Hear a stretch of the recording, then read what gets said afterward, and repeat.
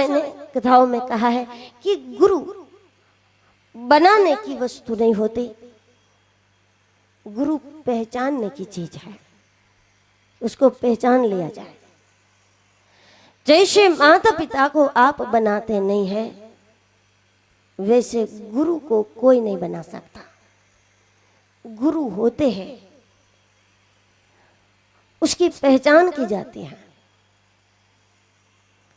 कैसे पहचान होती है?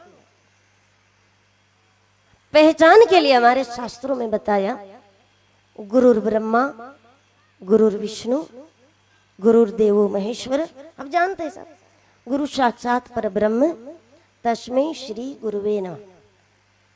पहचान के लिए बताया कि गुरु की पहचान यह है, क्योंकि गुरुत्व जब अवतार लेगा वो तो साक्षात शिवत्व की ही शाखा है, लेकिन जब वो इंसान के रूप में है तो कैसे पहचाना जाए? न रंग से, न रूप से, न वस्त्र से, न माला से, न तिलक से, कैसे पहचाना जाए? और पहचान दृष्टि के बिना अगर आप किसी को अपना गुरु मान लो तो मानने के बाद भी आपको हमेशा आनंद नहीं आएगा। किसी न किसी बहाने से, लेकिन आपको हटना जरूर पड़ेगा वहां से, क्योंकि पहचान ही नहीं है। सीधी बात है, जो घर आपका नहीं है, जो घर आपका नहीं है, उसको अपना घर समझकर उसमें चले जाओ तो बाहर तो निकलना ही पड़ेगा ना। तो जो आपके गुरु नहीं है, उसको जब आपने पकड़ लिया तो फिर पिटाई तो होगी ना, क्योंकि वो है ही नहीं। आप जो अपना घर नहीं है उसमें चले जाओगे तो पिटाई होगी। वैसे जो अपना नहीं है, गुजरात में सौराष्ट्र में जो परब की जगह है, तीर्थ जो परब है, परब वावड़ी, अमर माँ और देवीदास जी की जहाँ समाधि है, तो अमर माँ ने गुजराती में एक भजन में कहा है अपने गुरुदेव को कि तमारा हसे ते तमने बज से है। जो आपके हो गए वो आपको बजते ही रहेंगे, बजते ही रहेंगे, बजते हैं। सुख में भी आपको बजते रहेंगे, दुख में आपको बजते रहेंगे, लाभ में बजते रहेंगे, हानि में बजते रहेंगे। तमारा हसे तमने बज, यही पहचान। मनुष्य के रूप में जब गुरु पधारते हैं, शिवत्व की एक शाखा अवतरित होती है, उसको कैसे पहचाना जाए?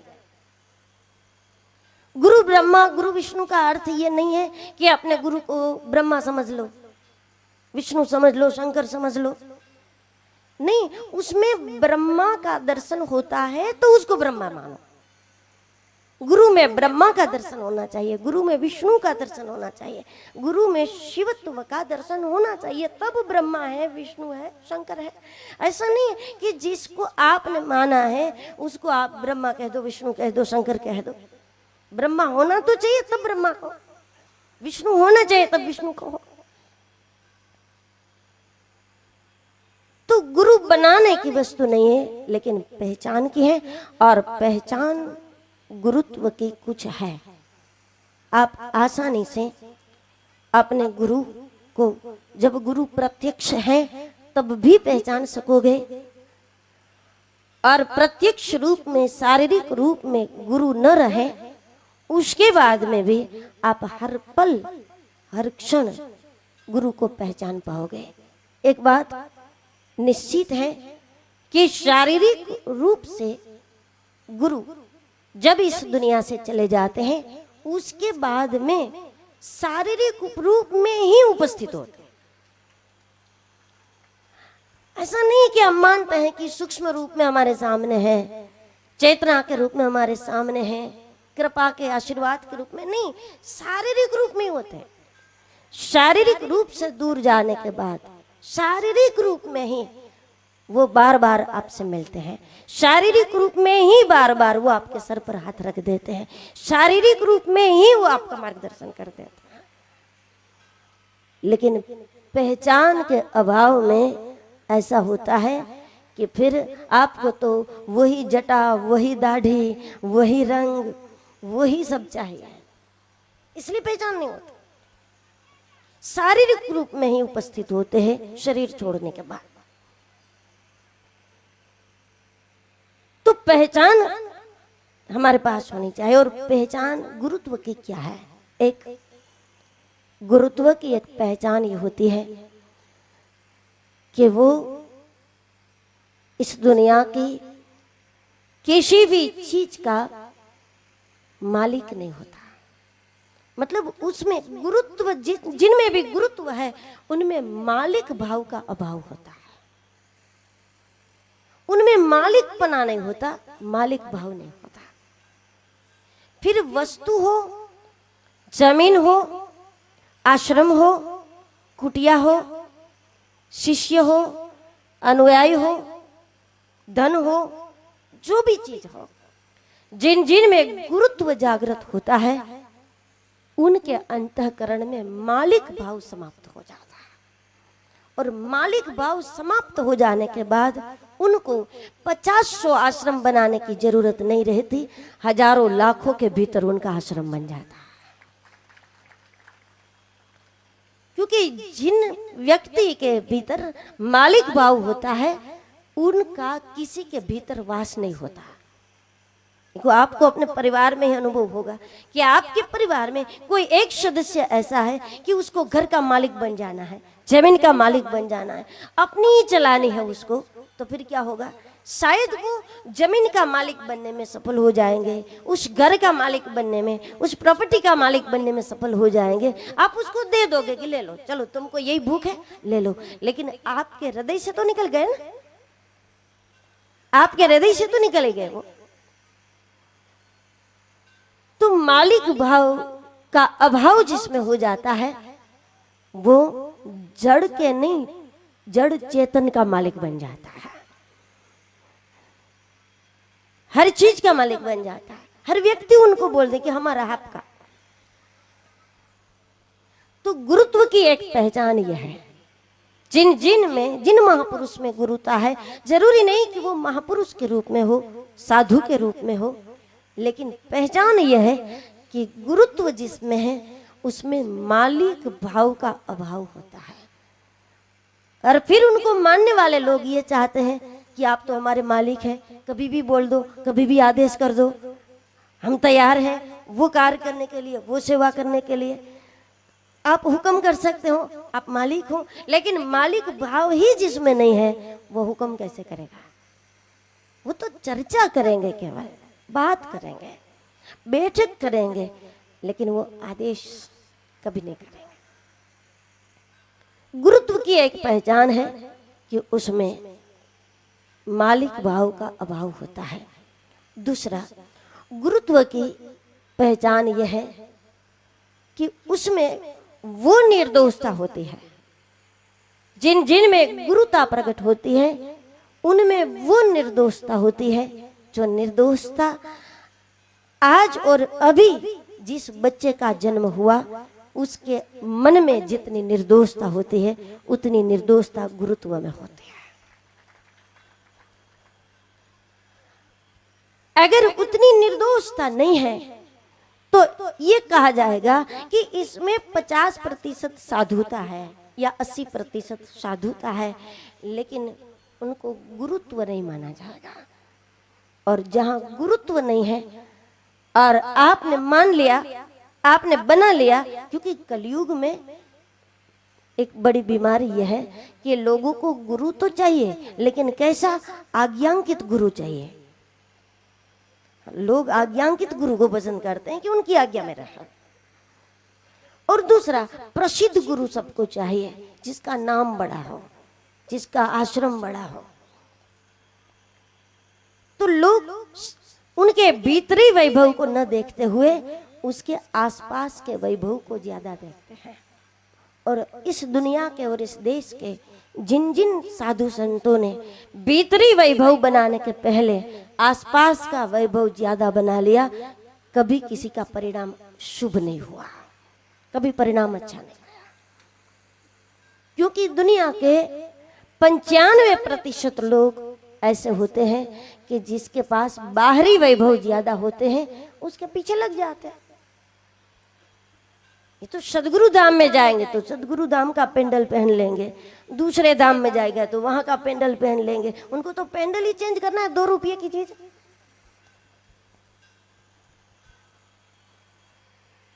लेकिन उनका जाना, उसका पहुंचना, उनका वहां जाकर के खुशामद करना, स्तुतियां करना, वो किस आधार पर है? जिसकी स्तुति कर रहे हैं क्या उसको जानते हैं आप? उनको नहीं जानते, केवल उनके बाहरी वैभव को आपने देखा है कि इतने ज्यादा कमरे, इतनी ज्यादा सुविधा, इतने बड़े बड़े लोग मानने वाले, उसको देख करके जो लोग प्रभावित हैं। हाँ, साधु संतों के पास बड़े लोग, शताधीश लोग, मंत्री लोग, पत्रकार, बुद्धिजीवी, डॉक्टर, जज सब जाते हैं। जिनमें भीतरी वैभव नहीं है उनके पास भी जाते हैं, और जिनका भीतरी वैभव है उनके पास भी जाते हैं। फर्क इतना है, जिनका भीतरी वैभव नहीं है वहां वो प्रभावित नहीं है, खुद संत प्रभावित होते हैं, खुद संत प्रभावित होते हैं। मंत्रियों में, बड़े लोगों में, धनवान लोगों में, उद्योगपतियों में। और जहां भीतरी वैभव है वहां सत्ताधीश खुद प्रभावित होकर के जाते हैं, वहां उद्योगपति खुद प्रभावित होकर के जाते हैं। दोनों स्थान में प्रभाव तो है, लेकिन एक स्थान में संत प्रभावित है, दूसरे स्थान में मानने वाले प्रभावित होते हैं। तो आज्ञांकित गुरु लोगों को चाहिए कि हमारी माने, हम जैसा कहे वैसा करें, या फिर उसका बड़ा स्थान हो। ठीक है, कोई प्रसिद्ध व्यक्ति आपको गुरु के रूप में मिले, अच्छी बात है, लेकिन घर आपका अपना होगा तभी आप उसमें जा पाओगे, बैठ पाओगे और टिक पाओगे। वरना अपना घर नहीं है और अपना घर कहकर चले जाओगे तो वहां के लोग आपको पिटाई करके बाहर कर देंगे। फिर 10 साल के बाद आओगे सदगुरु धाम में, फिर सालों के बाद पहुंचोगे बापू के चरणों में, क्योंकि अपना घर होना चाहिए और इसकी पहचान है। ये कोई संत की निंदा नहीं है, बुराई नहीं है, लेकिन हमारा अपना होगा वही हम टिक पाएंगे। बस हमारा अपना घर होगा वही हम जा पाएंगे, वही हमारी जगह होगी, वही हमको अपनाया जाएगा हर रूप में।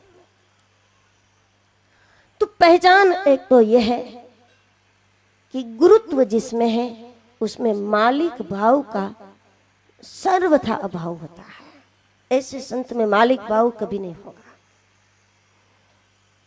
दूसरा, उनकी जो निर्दोषता है, वो आज और अभी जिस बच्चे का जन्म हुआ हो उनमें जो निर्दोषता होती है वो निर्दोषता गुरुत्व में होती है।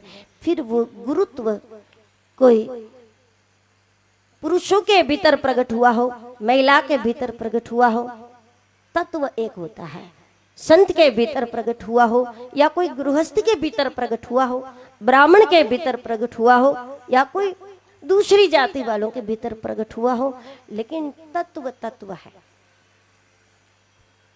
जब फूल खिलता है तो उसको ये मालूम नहीं है कि वो जंगल में है, वो गांव में है, वो बगीचा में है। उसको तो अच्छा हवामान मिल जाता है, उसमें वो खिल जाता है।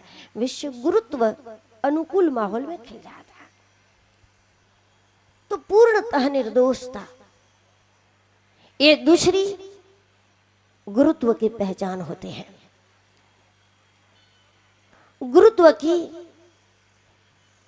तीसरी पहचान ये होती है कि परोपकार उसका जीवन होता है। अगर कोई संत परोपकार करता है, परमार्थ करता है, साधु संतों को कुछ देता है, ब्राह्मणों को देता है, बच्चों को देता है, अगर वो लुटाता है तो वो दान नहीं करता। गुरुत्व जिनमें है वो दान नहीं करते। दान तो उसको माना जाता है कि जो विचार पूर्वक दिया जाए, लेकिन गुरुत्व जिसमें है वो दान नहीं करते, क्योंकि वो तो दिए बिना रह नहीं सकते, इसलिए देता रहता है। इसलिए दाता शब्द केवल गुरु को ही लागू होता है और सबको अनुभव है, यहाँ बैठे हुए करीब करीब सबका यह अनुभव है कि सदगुरु की ताकत, गुरु की शक्ति हम और आप सभी को वो चीज दे सकती है कि इस दुनिया में आप करोड़ों अरबों रुपये देकर भी जिस चीज को खरीद नहीं सकते वो चीज गुरु देता है। जहां आपके हाथ छोटे पड़ गए, जहां आपकी सत्ता छोटी पड़ गई, जहां आपके पैसे छोटे पड़ गए, फिर भी जो चीज आपको नहीं मिल पा रहा है वो चीज गुरु देता है। इसलिए दाता शब्द गुरु के लिए ही है, उनसे बड़ा कोई दाता नहीं हो सकता, क्योंकि वो देने के लिए दुनिया के हर गुरु ऐसी किस्मत लेकर के आते हैं कि लूटाना ही उसकी किस्मत में होता है और उनको आनंद भी उसी में होता है। ऐसा नहीं कि लूटाना उसकी किस्मत है और ये उनकी कोई मजबूरी नहीं है। जिस दिन किसी का कुछ लिया है उस दिन गुरुत्व को उतनी नींद नहीं आती, जिस दिन उसने लुटाया है उस दिन उसको जैसे नींद आते हैं। जिस दिन लुटाया है उस दिन उसको अच्छी नींद आती है। तो निरंतर देना, निरंतर लुटाना, निरंतर लुटाना ये गुरुता का स्वभाव है। शेर अगर गरजता है तो अभिमान नहीं कर रहा, कोई बहादुरी भी नहीं कर रहा, शेर तो उसका स्वभाव है। बादलों में अगर आवाज होती है तो वो अभिमान नहीं कर रहा, उसका स्वभाव है। मोर अगर बोलते हैं तो अभिमान नहीं कर रहा और कोई विशेष काम भी नहीं कर रहा, स्वभाव से मोर बोलता है।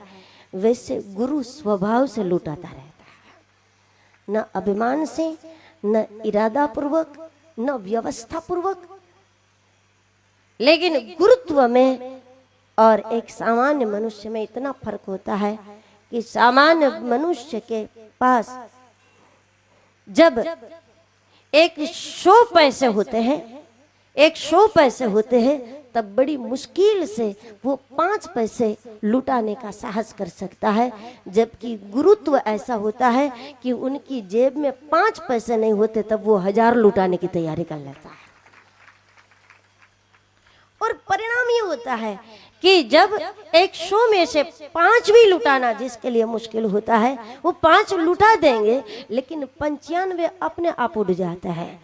और जो 5 नहीं है जिसकी जोड़ी में, वो 1000 लुटाने की तैयारी करता है, तो उसको लुटाने के समय 1000 नहीं, कहीं ना कहीं से लाखों हो जाते हैं उसके बाद।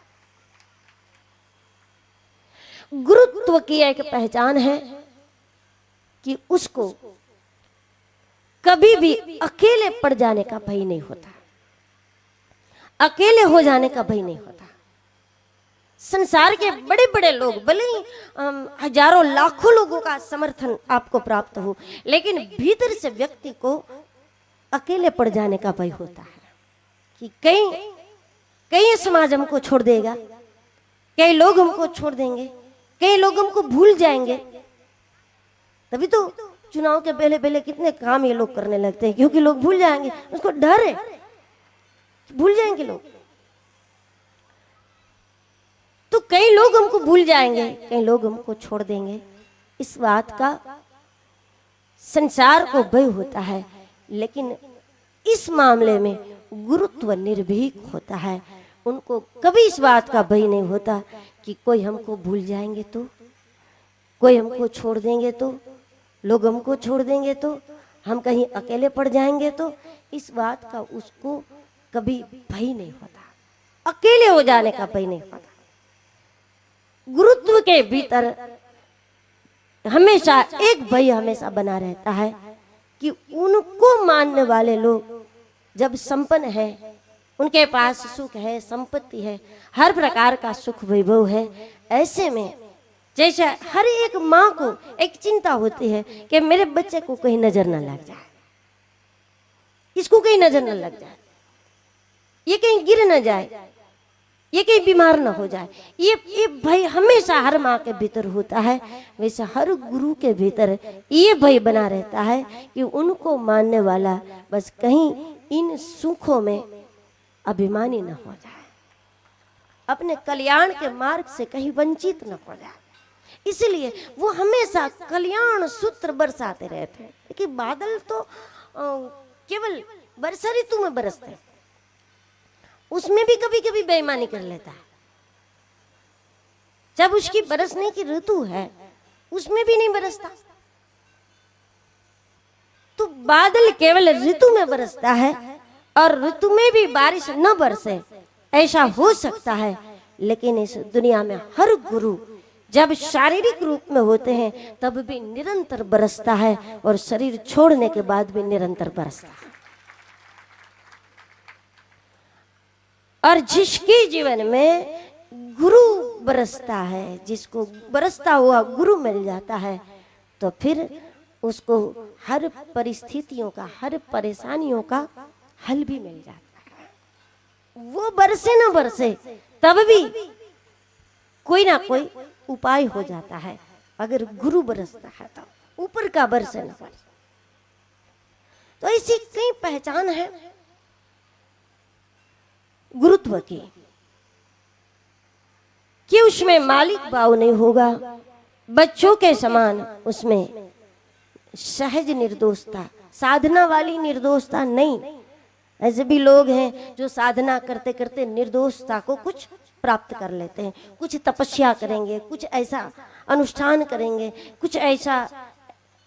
कुछ ऐसी उपासना आदि करके कुछ पवित्रता व्यक्ति अपने अंतःकरण में प्राप्त करता है। वो भी करना चाहिए, साधकों के लिए जरूरी है।